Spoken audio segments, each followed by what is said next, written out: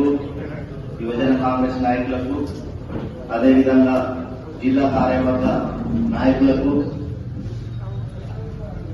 Ward కౌన్సిలర్లకు అందరికీ కూడా నమస్కారాలు తెలియజేయడం జరుగుతుంది. ఈ యొక్క పత్రికా విలేకరుల సమావేశం ఉద్దేశం ఏంటంటే, ఏదైతే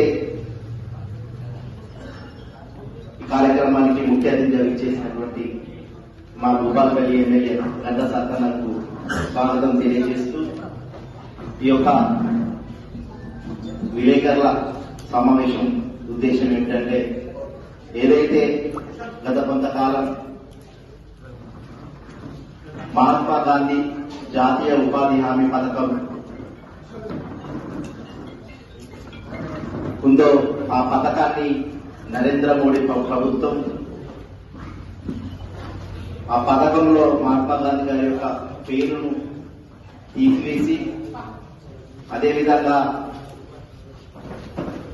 వివి రామ్జీ అనే పేరును పెట్టి ఈరోజు ఆ పథకంలో నిరుపేదలను కొట్టగొట్టేటువంటి అవకాశాలు మెండుగా ఉన్నాయని ఉద్దేశంతో ఏదైతే ఏఐసిసి ఆదేశాల మేరకు ఈరోజు దేశవ్యాప్తంగా విలేకరుల సమావేశం ఏర్పాటు చేయడం జరిగింది. ఈరోజు 2005 కాంగ్రెస్ పార్టీ ప్రభుత్వం భారతదేశంలో ఉన్నటువంటి నిరుపేద కుటుంబాలు ఆర్థికంగా బలోపేతం కావాలని ఆ రోజు జాతీయ ఉపాధి హామీ పథకాన్ని తీసుకురావడం జరిగింది. ఈ జాతీయ ఉపాధి హామీ పథకం పేద బడుగు బలహీన వర్గాలకు, ఎస్సీ ఎస్టీ బీసీ మైనారిటీల వర్గాలకు మహాత్మా గాంధీ జాతీయ ఉపాధి పథకం ఒక ఆర్థిక భరోసాగా, అదేవిధంగా ప్రతి గ్రామంలో ఉండేటువంటి నిరుద్యోగులకు ఒక హక్కుగా, అంతేకాకుండా డిమాండ్ ఏదైతే 15 రోజులలో పని కల్పించకపోతే నిరుద్యోగ భృతి కూడా అప్పుడున్నటువంటి మహాత్మా గాంధీ జాతీయ ఉపాధి హామీ పథకంలో చాలా స్పష్టంగా ఉండేది. నరేంద్ర మోడీ ప్రభుత్వం వచ్చాక మహాత్మా గాంధీ గారి యొక్క పేరు తీసేసి, మరి మహాత్మా గాంధీ పేరు ఉంటేనే వాళ్ళ గుండెల జల్లు అనే పరిస్థితి వాళ్ళు కనబడుతూ ఉంది. ఈరోజు మహాత్మా గాంధీ గారు అనే వ్యక్తి ఒక శక్తి. మరి మహాత్మా గాంధీ గారు ప్రతి 140 కోట్ల ప్రజల గుండెలనే విషయాన్ని నరేంద్ర మోడీ మర్చిపోవడం జరుగుతూ ఉంది. ఈరోజు విబిజీ రామ్జీ అనే పథకాన్ని తీసుకురావడం వల్ల ఏదైతే దాదాపు ఇందులో ఉన్నటువంటి కొన్ని నిబంధనల వల్ల కేంద్రం రాష్ట్రాలకు 60% నిధులు కేటాయించడం, అదేవిధంగా రాష్ట్రాలపై 40% నిధుల భారం మోపడం వల్ల ఈ యొక్క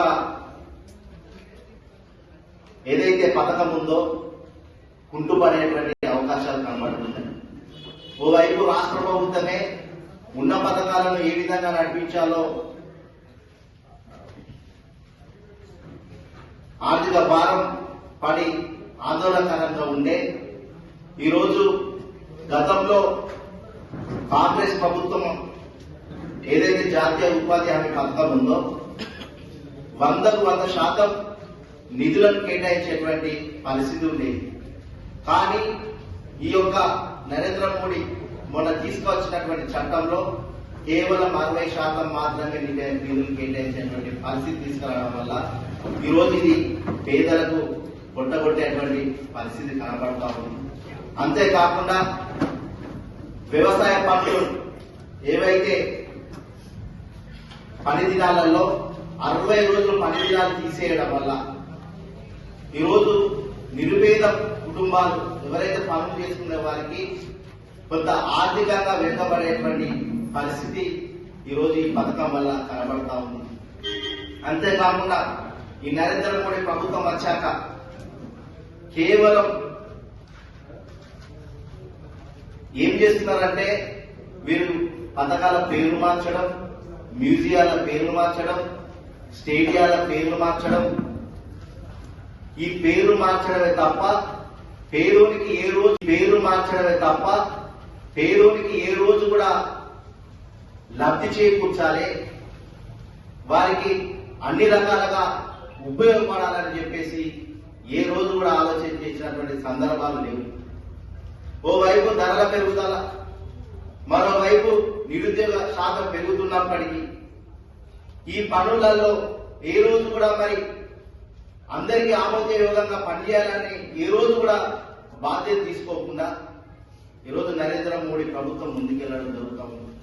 కాబట్టి మేము ఒకటే, రేపు రాబోయే రోజులలో ఏఐసిసి చాలా స్పష్టంగా దేశవ్యాప్తంగా దేశం నుంచి మొదలుకొని గ్రామీణ స్థాయి వరకు దాదాపు 30 రోజుల కార్యక్రమాలను మరి 20 తారీఖు నుంచి ఈ యొక్క కార్యక్రమాలు చేయాలని చెప్పేసి మరి నరేంద్ర మోడీకి వ్యతిరేకంగా ఈ యొక్క కార్యక్రమాలను నిర్వహించడం జరుగుతుందనే విషయాన్ని మరి సందర్భంగా తెలియజేయడం జరుగుతుంది.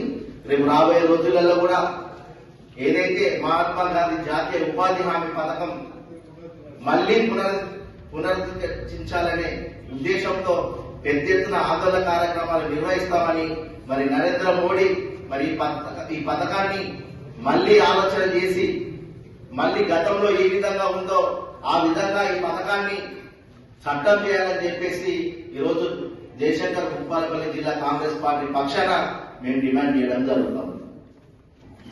అదేవిధంగా